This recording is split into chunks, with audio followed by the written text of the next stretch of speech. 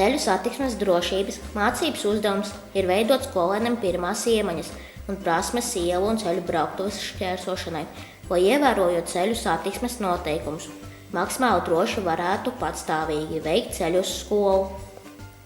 Satiksmes noteikumus gājējiem skolēni praktiski sāk apgūt apkārtnes mācībā, ekskursijās, kustību rotaļās, aplicēšanā un veidošanā. Tāpēc lielisks veids, kā bērniem interaktīvā veidā apgūt ceļu satiksmes noteikumus, ir nesen izveidotā bērniem.csdd.lv mājaslapa.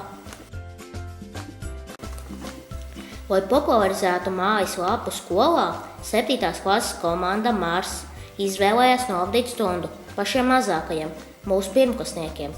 Mazie skolēni ar lielu interesi sēdās pie datoriem, lai veiktu dažādus uzdevumus. Piemēram, analizētu gājēju visbiežāk pieļautās kļūdas, atrodoties uz ielas, liktu puzles, zīmētu, kā arī atrastu transporta līdzekļiem pareizo pieturu.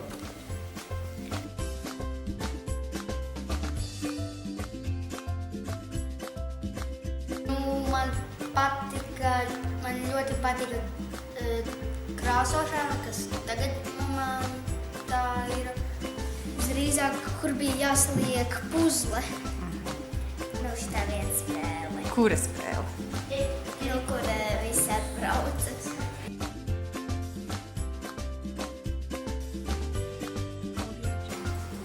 Kad ir jāpaskatās, kad pirms veikt pārgājēji pārējā, ir jāpaskatās pa labi un pa kreisi.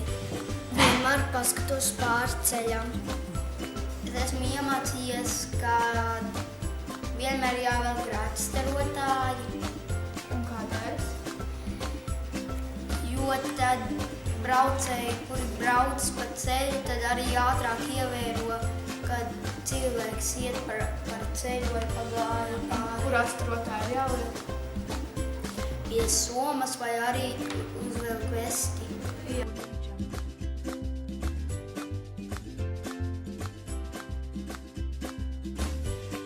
Jā, varbūt, jā, domāju, jā. Esam priecīgi, ka varējām sniegt papildus zināšanas mūsu skolas skolēniem, lai ceļu satiksmē tie justos droši un pārliecināti par sevi.